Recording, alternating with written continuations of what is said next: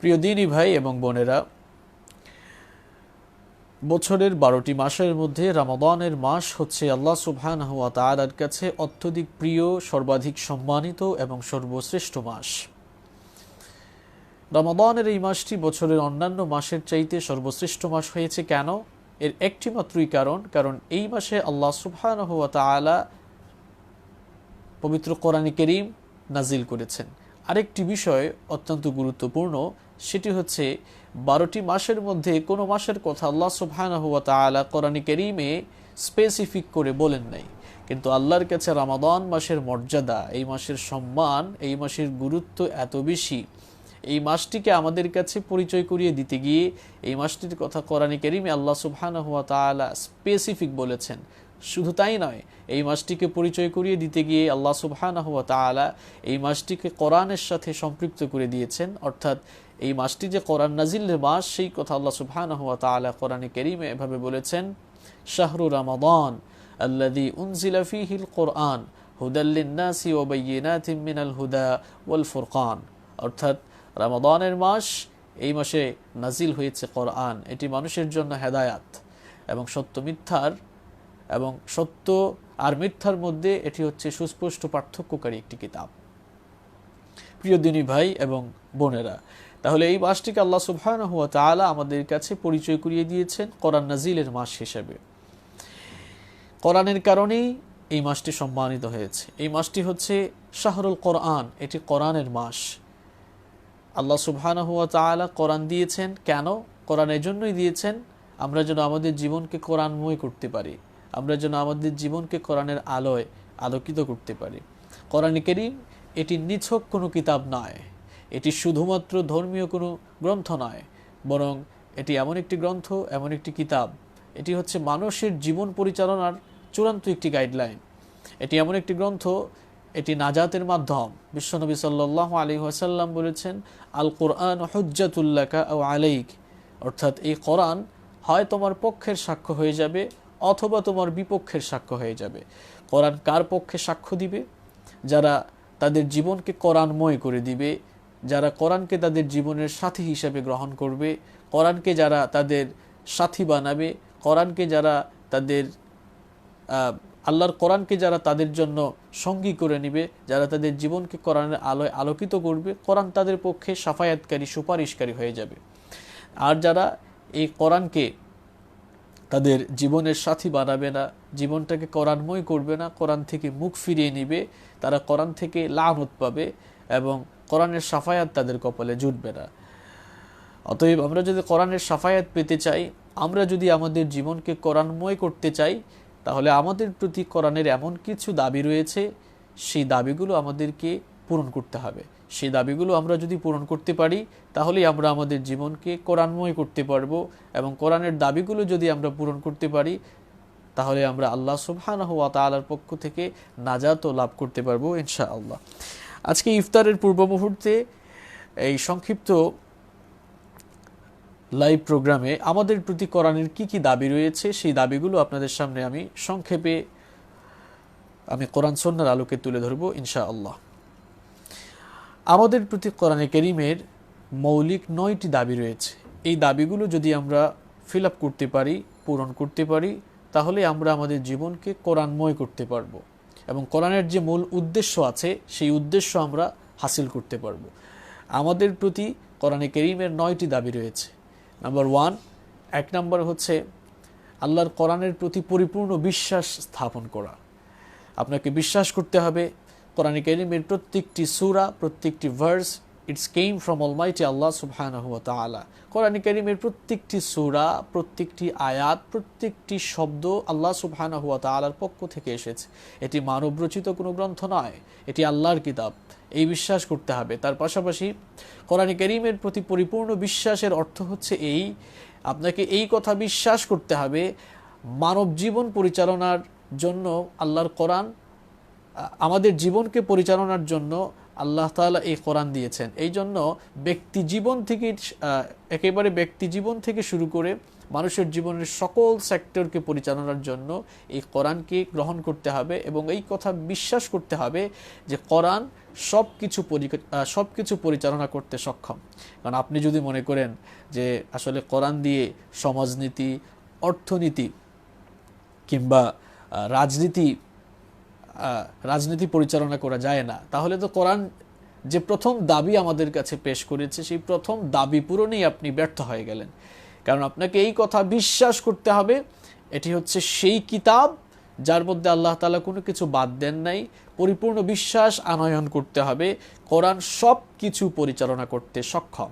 তাহলে আমাদের প্রতি কোরআনের প্রথম দাবি হচ্ছে কোরআনের প্রতি পরিপূর্ণ বিশ্বাস স্থাপন করা। আর কোরআনের প্রতি পরিপূর্ণ বিশ্বাস স্থাপন করার অর্থই হচ্ছে আল্লাহর কোরআন মানব জীবনের সকল সেক্টর, সকল দিক এবং বিভাগকে পরিচালনা করতে সক্ষম, এই কথা আপনাকে পরিপূর্ণভাবে বিশ্বাস করতে হবে। তাহলে আমাদের প্রতি কোরআনের প্রথম যে দাবি সেটি আমরা পেলাম, কোরআনের প্রতি পরিপূর্ণ বিশ্বাস স্থাপন করা।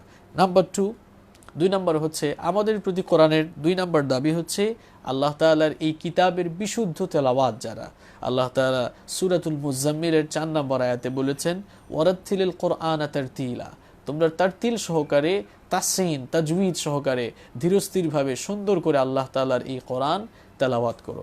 দুঃখজনক হলেও সত্য, আমরা অনেকেই কোরআনে কারীম তেলাওয়াত করি, অনেকের তেলাওয়াত বিশুদ্ধ না। কোরআনে কারীমের তেলাওয়াত যদি আপনার বিশুদ্ধ না হয়, প্রত্যেক দিন আপনি যে 5 ওয়াক্তের সালাত আদায় করছেন সেই সালাত আপনার বৃথা হয়ে যাবে। কারণ আপনারা সকলেই জানেন সালাতের যে 13টি ফরজ রয়েছে সেই 13টি ফরজের মধ্যে একটি গুরুত্বপূর্ণ ফরজ হচ্ছে বিশুদ্ধভাবে তেলাওয়াত করা।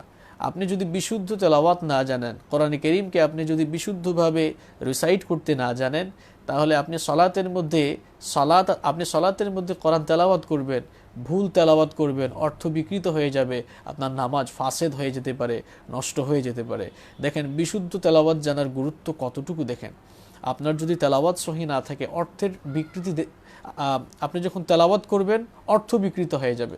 ফর এক্সাম্পল সূরাতুল ইখলাস, কুল হুয়াল্লাহু আহাদ, এখানে কাফের জায়গায় আপনি যদি মাখরাজকে ভুল করে কাফ পড়ে ফেলেন তাহলে অর্থটা চেঞ্জ হয়ে যাবে, অর্থের বিকৃতি দেখা দিবে। যেমন কুল হুয়াল্লাহু আহাদ অর্থ হচ্ছে বলুন আল্লাহ হচ্ছেন তিনি যিনি একক। এখন কাফের জায়গায় আপনি যদি কাফ পড়ে ফেলেন, উচ্চারণটা যদি কাফ হয়ে যায়, তাহলে হয় কুল হুয়াল্লাহু আহাদ। এখন কুল অর্থ হচ্ছে খাও, তাহলে অর্থ দাঁড়ায় যেই আল্লাহ একক অদ্বিতীয় সেই আল্লাহকে ধরে আপনি খেয়ে ফেলেন, নাউযু বিল্লাহি মিন যালিক। অর্থ বিকৃত হয়ে যায়, যার কারণে নামাজ ফাসেদ হওয়ার পাশাপাশি কবিরা গুনাহ হয়ে যেতে পারে। এজন্য অন্ততপক্ষে সালাতকে ঠিক করে আদায় করার জন্য হলেও আল্লাহর কোরআনকে বিশুদ্ধ করে তেলাওয়াত শেখা উচিত। অনেক ভাইয়েরা আছেন, অনেক বোনেরা আছেন যারা খুব চমৎকার করে ইংরেজিতে কথা বলতে পারেন, তাদের প্রনাউন্সিয়েশন খুব চমৎকার। তারা যখন কোনো জায়গায় ইংরেজিতে বক্তব্য দেন খুব ভালো লাগে শুনতে, চমৎকার প্রনাউন্সিয়েশন। কিন্তু দুঃখজনক হলেও সত্য, এদের মধ্যে অনেকেই আছেন তারা যখন কোরআনে কারীম তেলাওয়াত করে, তারা দেখে দেখে আল্লাহর কোরআন বিশুদ্ধ করে উচ্চারণ করতে পারে না, অনেকের তো পড়তেও পারে না, মুখ দিয়ে বেরো হয় না। এটা যে কত বড় ব্যর্থতা, এটা যে কত বড় দুর্ভাগ্যের একটি বিষয়। পৃথিবীর সবচাইতে শ্রেষ্ঠ কিতাবটি আপনি পড়তে পারছেন না, এর চাইতে দুর্ভাগ্য আর কিছুই হতে পারে না। পৃথিবীর সবচাইতে শ্রেষ্ঠ কিতাবটি আপনি দেখেও পড়তে পারেন না। এটি যে কত বড় ব্যর্থতা, কত বড় দুর্ভাগ্যের একটি বিষয়। এজন্য আজকের এই লাইভে যারা সংযুক্ত হয়েছেন, আমাদের যাদের কোরআন মুখস্থ নেই, আপনাদের সকলের প্রতি আমার অনুরোধ রইল আল্লাহর কোরআনকে সঠিকভাবে তেলাওয়াতের জন্য, বিশুদ্ধভাবে আমরা যারা তেলাওয়াত করতে জানি না, আল্লাহর কোরআনকে বিশুদ্ধভাবে তেলাওয়াতের জন্য আমরা চেষ্টা করি। যারা তেলাওয়াত জানে বা যারা শুদ্ধ করে কোরআন পড়তে পারে তাদের কাছে গিয়ে হলেও আমরা কোরআন শিখব ইনশাআল্লাহ। কোরআন যদি আমরা শুদ্ধ করে তেলাওয়াত না করি, তাহলে কোরআন তেলাওয়াত করে সওয়াব হওয়ার কথা, কিন্তু উল্টো আপনি আল্লাহর কোরআন থেকে লাআনত পাবেন। কারণ বিশ্বনবী সাল্লাল্লাহু আলাইহি ওয়াসাল্লাম বলেছেন, রুব্বা কারিউল কোরআন লিল কোরআন ওয়াল কোরআন ইয়ালআনুহু, কোরআনের এমন কিছু পাঠক আছে যারা কোরআন যখন তেলাওয়াত করে সওয়াবের বিনিময়ে কোরআন থেকে তারা লাআনত পায়। কেন লাআনত পায়? কারণ কোরআনের হক আদায় করে তারা কোরআনে কারীম রিসাইট করে না, তেলাওয়াত করে না। কোরআনের হক হচ্ছে আপনি বিশুদ্ধ করে আল্লাহর কোরআনকে রিসাইট করবেন, তেলাওয়াত করবেন। যখনই আপনি বিশুদ্ধ করে তেলাওয়াত করবেন না, সওয়াবের পরিবর্তে কোরআন আপনাকে লাআনত দিবে।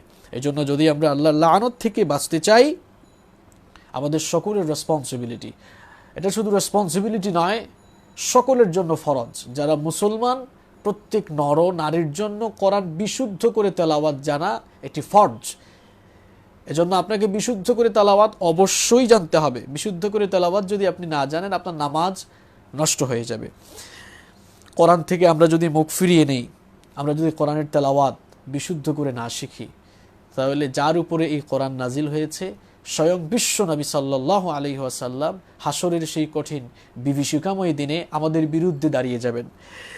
কোরআন কারীমের 25 নম্বর সূরা সূরাতুল ফুরকান এর 30 নম্বর আয়াতে আল্লাহ সুবহানাহু ওয়া তাআলা বলেছেন, কিয়ামতের কঠিন বিভীষিকাময় দিনে আল্লাহ রাসূল সাল্লাল্লাহু আলাইহি ওয়াসাল্লাম তার কিছু উম্মত, এমন কিছু দুর্ভাগা উম্মত যারা কোরআন থেকে মুখ ফিরিয়ে নিয়েছে, তিনি তাদের বিরুদ্ধে দাঁড়িয়ে যাবেন। তিনি আল্লাহর কাছে বলবেন, ওয়াকাল আর-রাসূল ইয়া রাব্বি ইন্না কওমি ইত্তাখাযু হাযাল কুরআনা মাহজুরা। হ্যাঁ আমার রব, আমার সম্প্রদায়ের এই লোকেরা কোরআনকে পরিত্যাজ্য করেছে, কোরআন থেকে তারা মুখ ফিরিয়ে নিয়েছে। চিন্তা করেছেন ব্যাপারটা? আল্লাহ রাসূল সাল্লাল্লাহু আলাইহি ওয়াসাল্লাম যদি কারো বিরুদ্ধে দাঁড়িয়ে যান, আল্লাহ রাসূল যদি কারো থেকে মুখ ফিরিয়ে নেন, ওই ব্যক্তির তো নাজাতের আর কোনো উপায় থাকবে না। কোরআন থেকে যারা মুখ ফিরিয়ে নেবে, এদের জন্য যে কত ভয়ঙ্কর পরিণতি আছে। কোরআন কারীমের 20 নম্বর সূরাতুত তাহা এর 124 থেকে 126 নম্বর আয়াতে আল্লাহ সুবহানাহু ওয়া তাআলা বলছেন, ওয়ামান আ'রাদা আন যিকরি ফাইন্না লাহু মাঈশাতান দানকা ওয়া নাহশুরুহু ইয়াওমাল কিয়ামাতি আ'মা। আল্লাহ সুবহানাহু ওয়া তাআলা বলছেন, যারা আমার যিকির তথা কোরআন থেকে মুখ ফিরিয়ে নেবে, আমি তাদের জীবনকে সংকুচিত করে দেব এবং কিয়ামতের দিন আমি তাদেরকে অন্ধ অবস্থায় হাসরের ময়দানে একত্রিত করব। আল্লাহ সুবহানাহু ওয়া তাআলা যখন এদেরকে অন্ধ অবস্থায় হাসরের ময়দানে একত্রিত করবেন, তখন ওই মানুষগুলো আল্লাহ সুবহানাহু ওয়া তাআলাকে বলবে, ক্বালা রাব্বি লিমা হাশারতানি আ'মা ওয়া ক্বাদ কুনতু বাসীরা। হে আল্লাহ, আমাকে আজ অন্ধ অবস্থায় হাসরের ময়দানে তুমি আমাকে আজকে অন্ধ অবস্থায় হাসরের ময়দানে তুমি আমাকে কেন উঠিয়েছো? অথচ দুনিয়ার জীবনে আমার তো চক্ষু ছিল, আমি চক্ষুষ্মান ছিলাম, চোখে দেখতে পেতাম, তাহলে আজ আমাকে কেন অন্ধ অবস্থায় উঠালে? আল্লাহ সুবহানাহু ওয়া তাআলা তখন বলবেন, ক্বালা কাযালিকা আতাতকা আয়াতুনা ফানাসিতাহা ওয়া কাদি। তারপরে আল্লাহ বলছেন, ওয়া কাযালিকাল ইয়াউমা তুনসা। আল্লাহ পাক তখন বলবেন, তোমার কাছে আমার আয়াতগুলো এসেছিল, তুমি যখন দুনিয়াতে ছিলে আমার আয়াত তোমার কাছে এসেছিল, আমার কিতাব তোমার কাছে ছিল, আমার কিতাবের আয়াতগুলো তোমার সামনে ছিল, এসেছিল, কিন্তু তুমি আমার কিতাবকে ভুলে গিয়েছিলে, আয়াতগুলো ভুলে গিয়েছিলে, এগুলোর তেলাওয়াত করোনি। এই জন্য ওয়া কাযালিকাল ইয়াউমা তুনসা, আজ আমি আল্লাহ তোমাকে ভুলে গেলাম, তোমাকে আজ ভুলে যাওয়া হলো।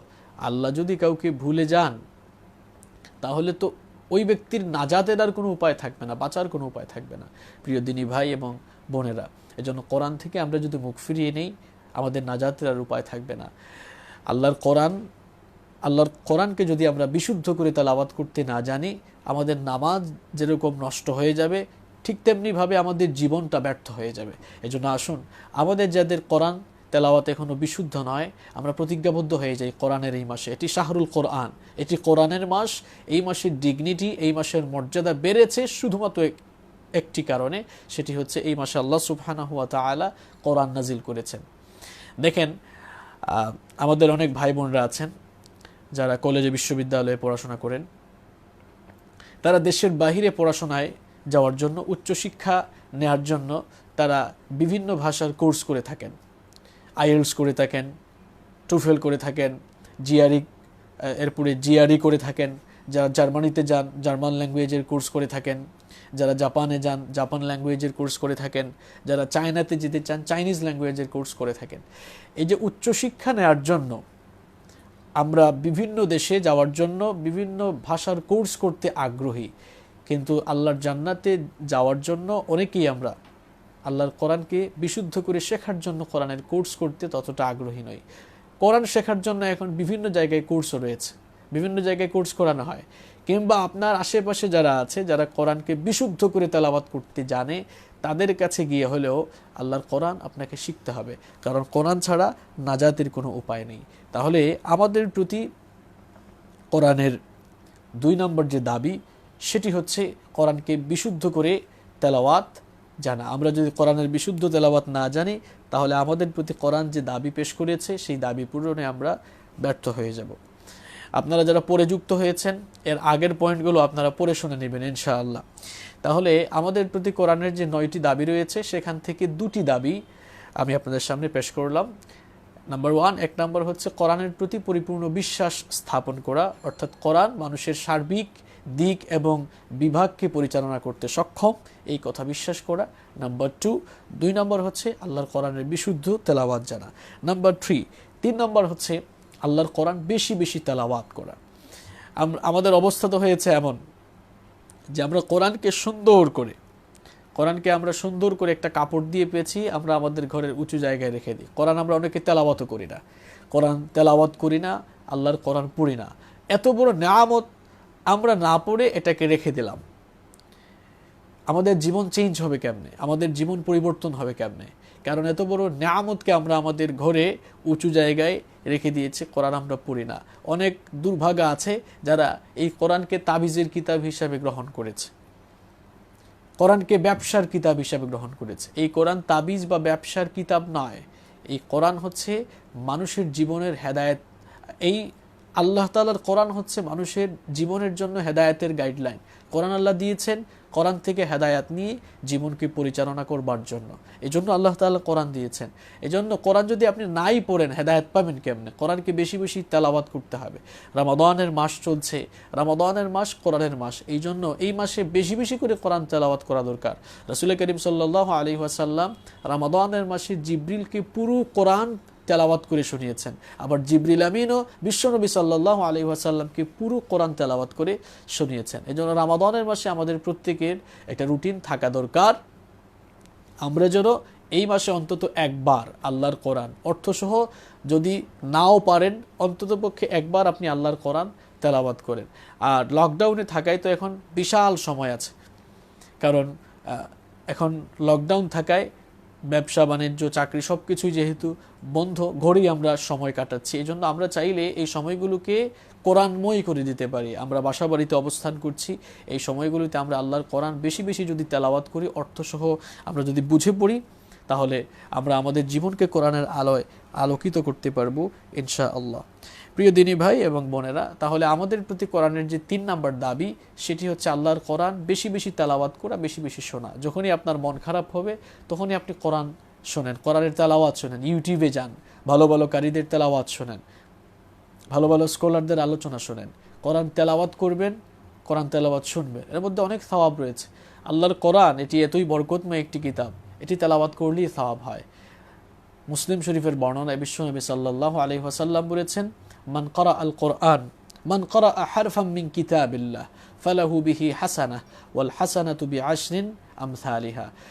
বিশ্বনবী সাল্লাল্লাহু আলাইহি ওয়াসাল্লাম বলেছেন, আল্লাহর কিতাব এই কোরআন থেকে যারা একটি অক্ষরও তেলাওয়াত করবে, প্রত্যেকটি অক্ষরের বদৌলতে আল্লাহ সুবহানাহু ওয়া তাআলা তাদের আমলনামায় 10টি করে নেকি দান করবেন। সুবহানাল্লাহি ওয়া বিহামদি। এত বরকতময় একটি কিতাব আমরা পেয়েছি, যত তেলাওয়াত করবেন তত সওয়াব হবে। এই জন্য রমাদানের এই মাসে আমরা যেন এই সময়গুলোকে কাজে লাগাই, বেশি বেশি করে আমরা যেন কোরআনে কারীমের তেলাওয়াত করি। প্রিয় দিনী ভাই এবং বোনেরা, তাহলে আমাদের প্রতি কোরআনের যে 9টি দাবি রয়েছে তার মধ্যে 3টি দাবি আপনাদের সামনে আমি উপস্থাপন করলাম। 1 নম্বর বলেছিলাম কোরআনের প্রতি পরিপূর্ণ বিশ্বাস স্থাপন করা। 2 নম্বর আপনাদেরকে বলেছি কোরআনের বিশুদ্ধ তেলাওয়াত জানা। নাম্বার 3 নম্বর আমি আপনাদেরকে বলেছি বেশি বেশি করে কোরআনে কারীম তেলাওয়াত করা। নাম্বার 4 নম্বর হচ্ছে কোরআন এবার আপনি যখন নিজে শিখে ফেললেন, নিজে যখন আপনি একেবারে বিশুদ্ধ করে তেলাওয়াত আপনি যখন জানবেন, তখন আপনার উপরে দায়িত্ব অপরকেও আপনি কোরআন শেখাবেন। আর এটি যে কত বড় সওয়াবের কাজ! বিশ্বনবী সাল্লাল্লাহু আলাইহি ওয়াসাল্লাম বলেছেন, খায়রুকুম মান তাআল্লামাল কুরআনা ওয়া আল্লামা। তোমাদের মধ্যে সেই সর্বোত্তম যে নিজে কোরআন শিখে এবং অন্যকেও কোরআন শেখায়। এজন্য যাদের তেলাওয়াত বিশুদ্ধ রয়েছে তাদের চেষ্টা করা উচিত অন্যদেরকে কোরআন শেখানো। এটা আপনার জন্য সদকায়ে জারিয়া হয়ে যাবে। সহজে সওয়াব অর্জনের 2টি টিপস আমি আপনাদেরকে আজকে দিব।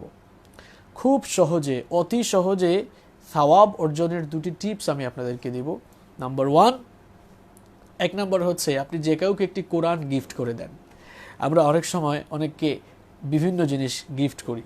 মানুষকে আপনি কোরআন গিফট দেন। কোরআন গিফট দিলে লাভটা হবে এই, যখনই সে ওই কিতাব তেলাওয়াত করবে, কোরআন তেলাওয়াত করবে, আপনি কিন্তু তার বিনিময়ে সওয়াব পেতে থাকবেন।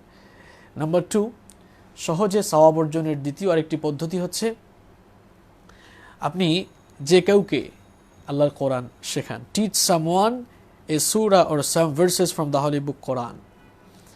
আপনি যে কাউকে একটা সূরা কিংবা কিছু আয়াত শেখান, তাকে কোরআন বিশুদ্ধ করে তেলাওয়াত শেখান। সে যখনই বিশুদ্ধ করে তেলাওয়াত করবে, আপনি তাকে শেখানোর কারণে আপনিও সওয়াবের ভাগীদার হয়ে যাবেন। তাহলে সহজে সওয়াব অর্জনের 2টি টিপস আমরা পেলাম। নাম্বার 1, 1 নম্বর হচ্ছে আপনি মানুষকে কোরআন গিফট করেন, সে যখনই কোরআন পড়বে আপনি সওয়াব পাবেন। নাম্বার 2 নম্বর হচ্ছে মানুষকে কোরআন শেখান। আপনি তাকে কোরআন শেখালে সে যে পরিমাণ সওয়াব পাবে, আপনিও সওয়াব পাবেন, কারণ আপনি তাকে কোরআন শিখিয়েছেন।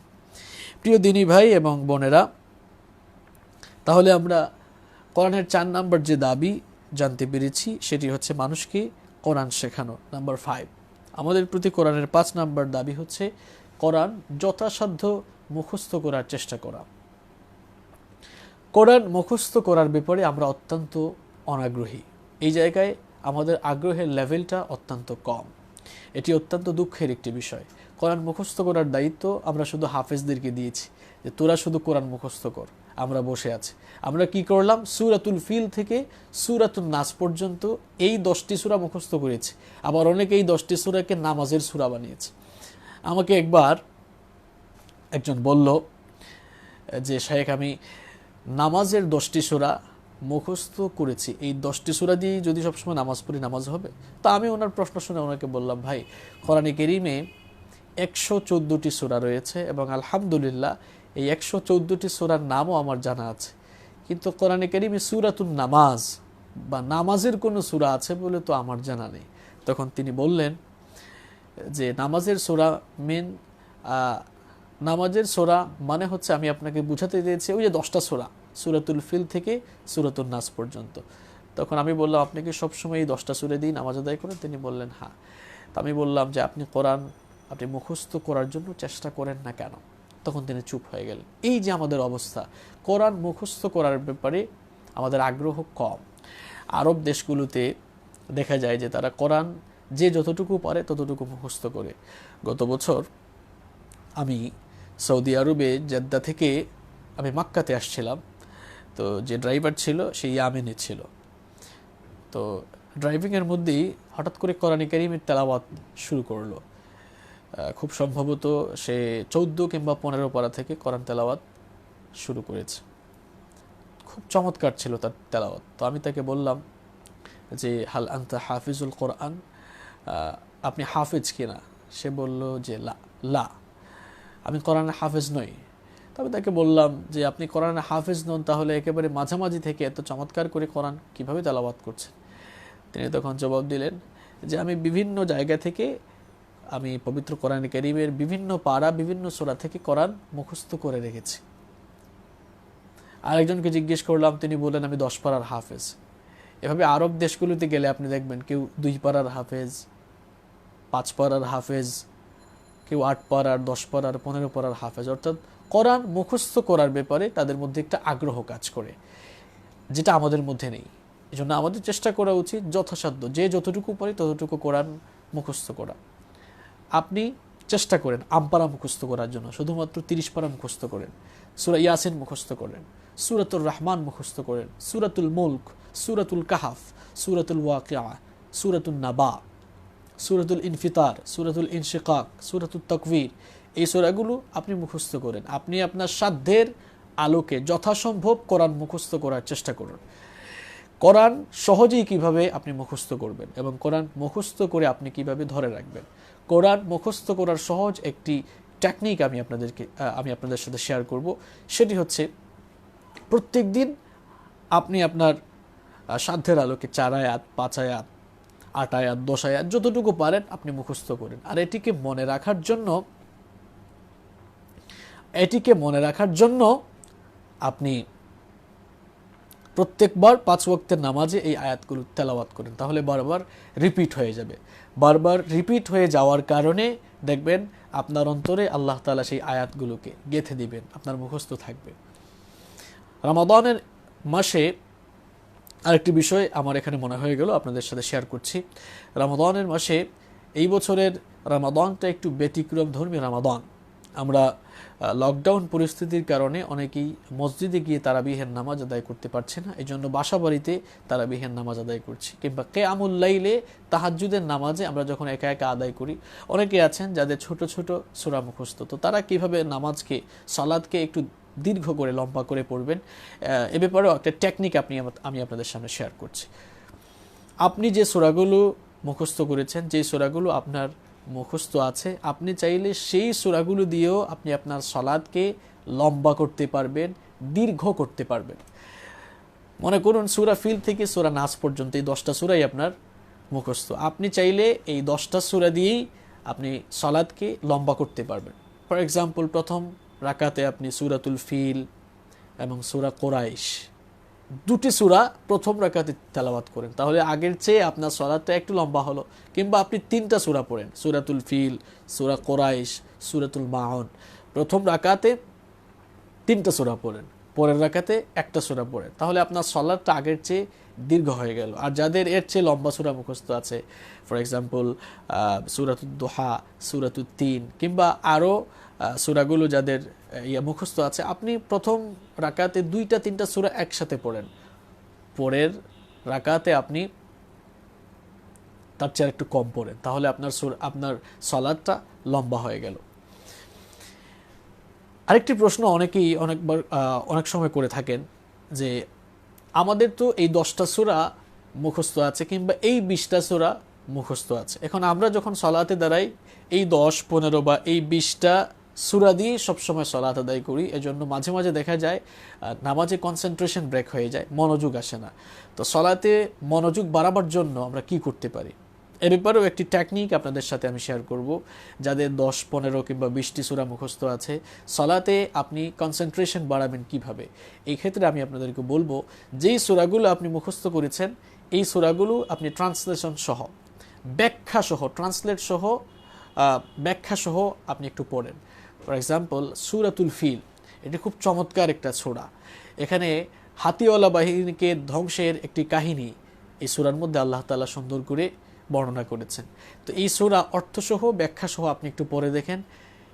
অর্থসহ ব্যাখ্যাসহ জানার পর নামাজের মধ্যে আপনি যখন সূরাতুল ফিল তেলাওয়াত করবেন, মজা পাবেন এবং আলাদা একটা মনোযোগ আপনার ভেতরে, আলাদা একটা ভালো লাগা নামাজের ভেতরে কাজ করবে। আল্লাহ তাআলা এই টেকনিকগুলো অবলম্বনের তৌফিক আপনাদেরকে দান করে দিন। তাহলে আমাদের প্রতি কোরআনের মৌলিক যে দাবিগুলো রয়েছে, সেই দাবিগুলোর মধ্যে 5 নম্বর যে দাবি আমি আপনাদের সাথে শেয়ার করলাম, সেটি হচ্ছে যথাসাধ্য কোরআন মুখস্থ করার চেষ্টা করা। আমরা যখনই সময় পাবো তখনই আমরা আল্লাহর কোরআনকে মুখস্থ করার চেষ্টা করব ইনশাআল্লাহ। আল্লাহ তাআলা আমাদেরকে তৌফিক দেন। নাম্বার 6, আমাদের প্রতি কোরআনের 6 নম্বর দাবি হচ্ছে কোরআনকে বুঝা, আল্লাহর কোরআনকে বুঝার জন্য চেষ্টা করা, তাদাব্বুর, এটা নিয়ে গবেষণার চেষ্টা করা। আল্লাহ তাআলা কোরআন কারীমে বলেছেন, আফালা ইয়াতাদাব্বারুনাল কোরআন আম আলা কুলুবিন আকফালুহা, তোমাদের কি হলো, কেন তোমরা কোরআন নিয়ে গবেষণা করো না, কোরআন নিয়ে চিন্তা ভাবনা করো না? তাহলে কি তোমাদের অন্তর তালাবদ্ধ হয়ে গিয়েছে? অন্তরের এই তালাকে খুলে দিতে হবে। আল্লাহর কোরআন নিয়ে একটু চিন্তা ভাবনা করতে হবে, একটু গবেষণা করতে হবে। আপনি কোরআন যদি না বুঝেন, কোরআন তেলাওয়াত করে মজা পাবেন না।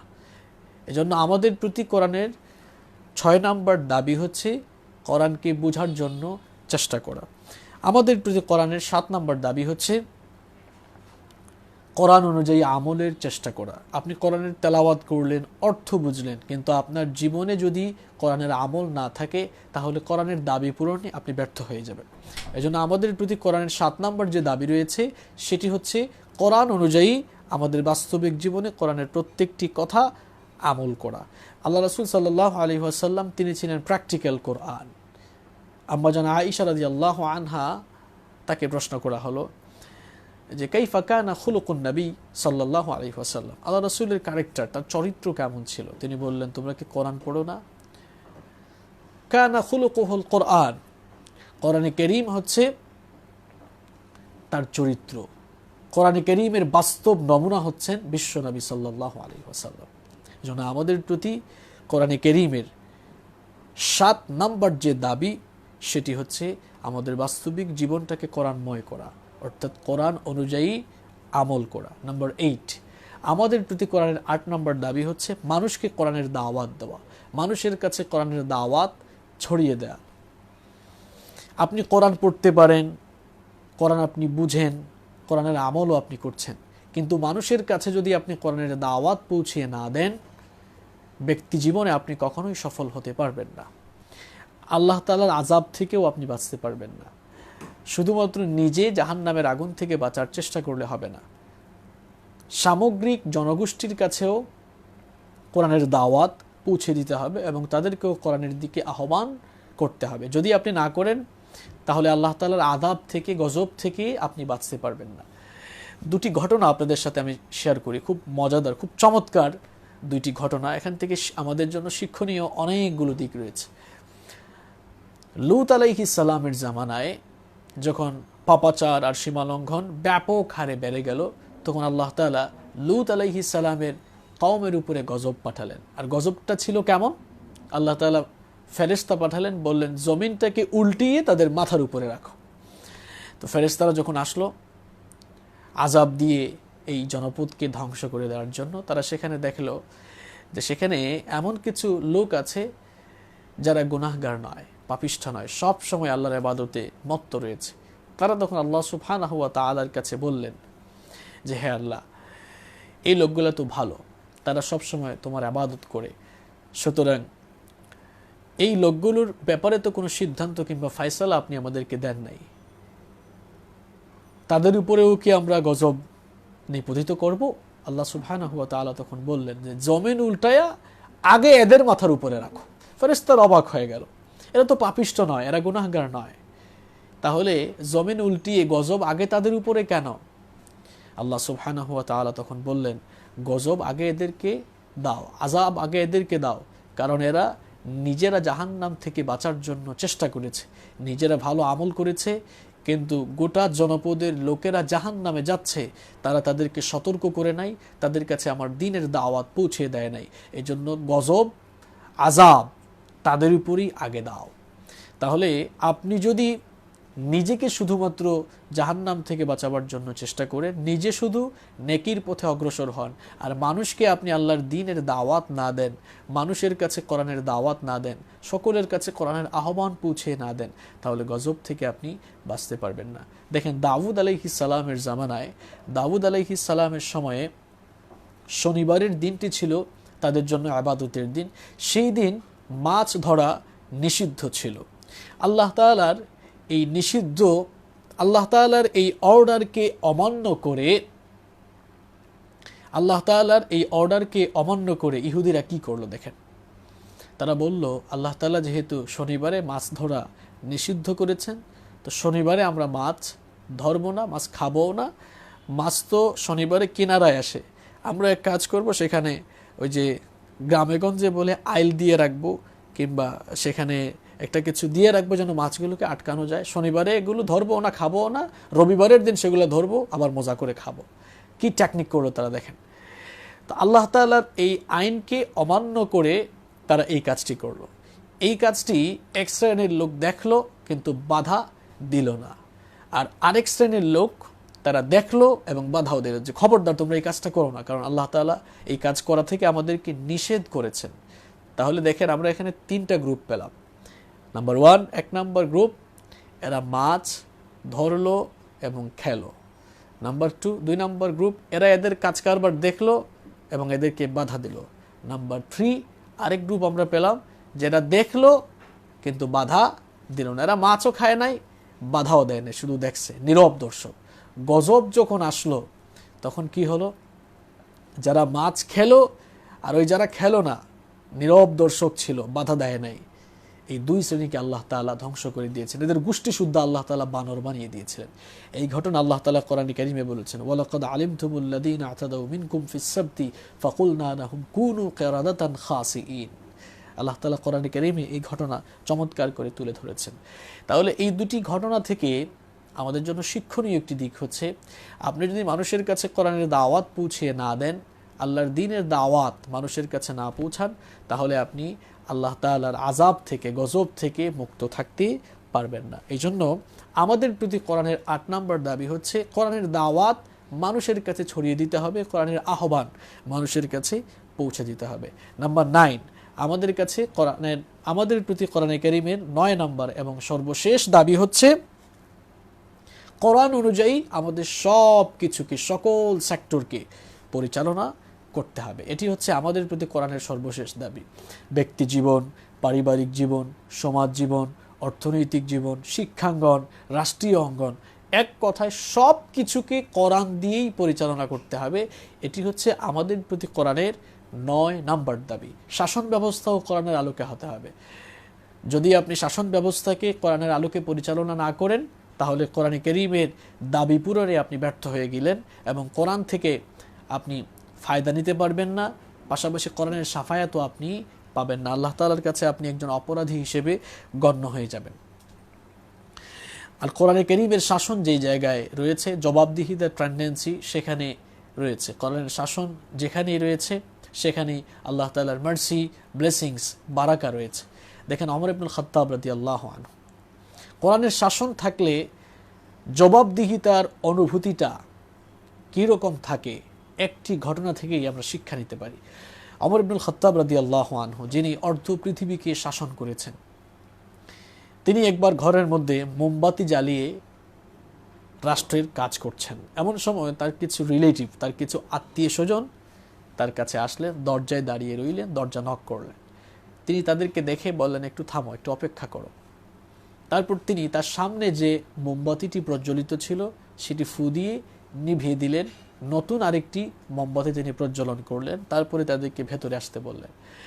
তার আত্মীয় স্বজন যারা তার সাথে সাক্ষাতের জন্য এসেছিলেন, তার এই কাজ দেখে তারা প্রশ্ন করলেন যে, আমিরুল মুমিনিন, আমরা যখন আসলাম তখন তো মোমবাতি জ্বালানোই ছিল, এই প্রজ্বলিত মোমবাতিগুলোকে নিভিয়ে দিয়ে নতুন কয়েকটি মোমবাতি জ্বালালেন কেন? আমিরুল মুমিনিন ওমর ইবনুল খাত্তাব রাদিয়াল্লাহু আনহু তখন জবাব দিলেন যে, দেখো, তোমরা আমার আত্মীয়, তোমরা এসেছো আমার সাথে হয়তো ব্যক্তিগত কথা বলার জন্য। তোমরা আসার আগে রাষ্ট্রের টাকায় কেনা মোমবাতি দিয়ে আমি রাষ্ট্রের কাজ করছিলাম। সুতরাং তোমরা এসেছো আমার সাথে হয়তো ব্যক্তিগত কথা বলার জন্য, রাষ্ট্রের টাকায় কেনা মোমবাতি দিয়ে তো আমি আমার ব্যক্তিগত কাজ করতে পারি না। এই জন্য রাষ্ট্রের টাকায় কেনা মোমবাতিটি ফু দিয়ে নিভিয়ে দিয়ে নিজের টাকায় কেনা মোমবাতিটি প্রজ্বলিত করে তোমাদের সাথে আমি আমার ব্যক্তিগত আলাপ এখন করছি। সুবহানাল্লাহ ওয়া বিহামদিহি। কিরকম তাকওয়া, জবাবদিহিতার ফিলিংস, টেন্ডেন্সি তাদের অন্তরে এতটা ছিল শুধুমাত্র আল্লাহর কোরআনের কারণে। কারণ তারা কোরআন দিয়ে শাসন কার্য পরিচালনা করেছে। কোরআনের শাসন যেখানেই রয়েছে সেখানেই বারাকা রয়েছে, সেখানেই নেয়ামত রয়েছে। এজন্য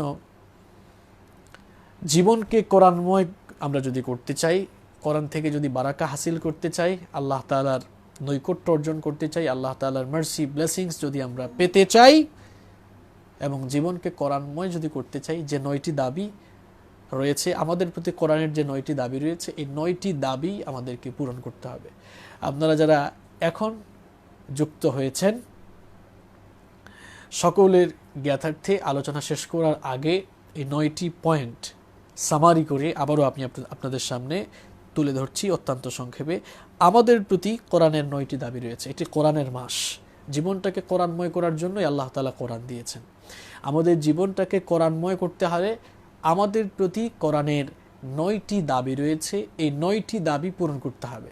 আমরা যদি এই 9টি দাবি পূরণ করতে পারি, তাহলেই আমরা আমাদের জীবনকে কোরআনময় করতে পারবো ইনশাআল্লাহ। নাম্বার 1, 1 নম্বর হচ্ছে কোরআনের প্রতি পরিপূর্ণ বিশ্বাস স্থাপন করা, অর্থাৎ কোরআন মানুষের সব কিছু পরিচালনায় সক্ষম, এই কথা বিশ্বাস করা। নাম্বার 2, 2 নম্বর হচ্ছে আল্লাহর কোরআনের বিশুদ্ধ তেলাওয়াত জানা। কোরআনের 3 নম্বর দাবি হচ্ছে কোরআনে কারীম বেশি বেশি তেলাওয়াত করা। নাম্বার 4, কোরআনের 4 নম্বর দাবি হচ্ছে অপরকে কোরআন শিক্ষা দেওয়া। নাম্বার 5, কোরআনের 5 নম্বর দাবি হচ্ছে যথাসাধ্য আল্লাহর কোরআন মুখস্থ করা। নাম্বার 6 নম্বর হচ্ছে আল্লাহর কোরআন বোঝার জন্য চেষ্টা করা, কোরআন নিয়ে গবেষণা করা। নাম্বার 7 নম্বর হচ্ছে কোরআন অনুযায়ী আমল করা। নাম্বার 8 নম্বর হচ্ছে মানুষের কাছে কোরআনের দাওয়াত পৌঁছে দেওয়া। নাম্বার 9 নম্বর হচ্ছে কোরআন অনুযায়ী সব কিছুকে পরিচালনা করা। এই 9টি দাবি যদি আমরা পূরণ করতে পারি, তাহলেই আমরা কোরআনের মূল উদ্দেশ্য হাসিল করতে পারবো, আমরা আমাদের জীবনটাকে কোরআনময় করে দিতে পারবো ইনশাআল্লাহ।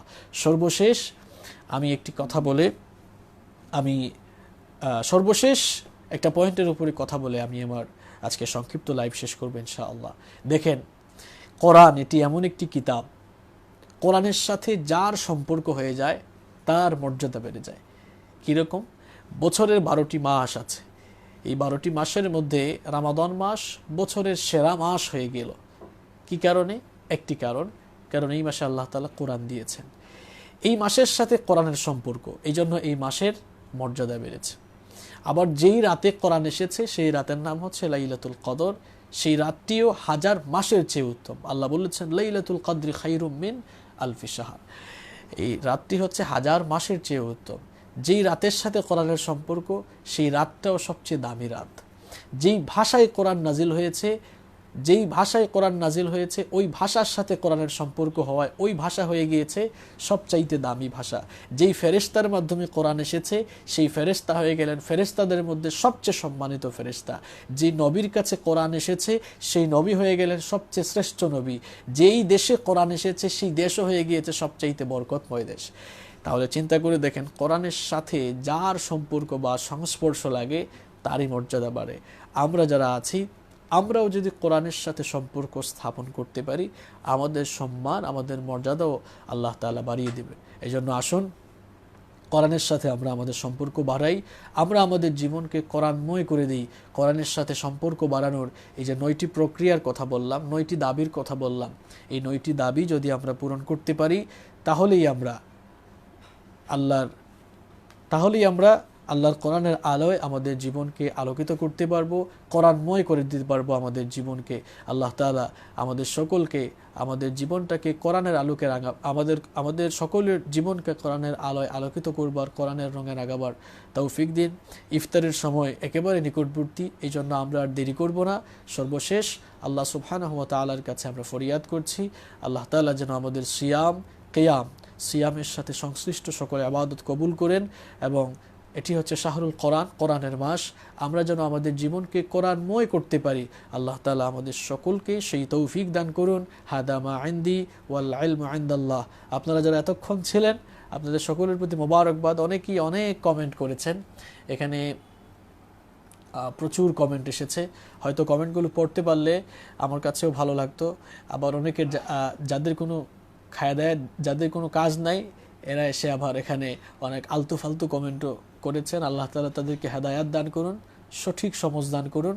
আপনারা যারা দীর্ঘক্ষণ ধৈর্য ধরে জ্ঞান অর্জনের মানসিকতা নিয়ে এতক্ষণ ছিলেন, আল্লাহ তাআলা আপনাদের সকলকে কবুল করুন, উত্তম জাযা দান করুন।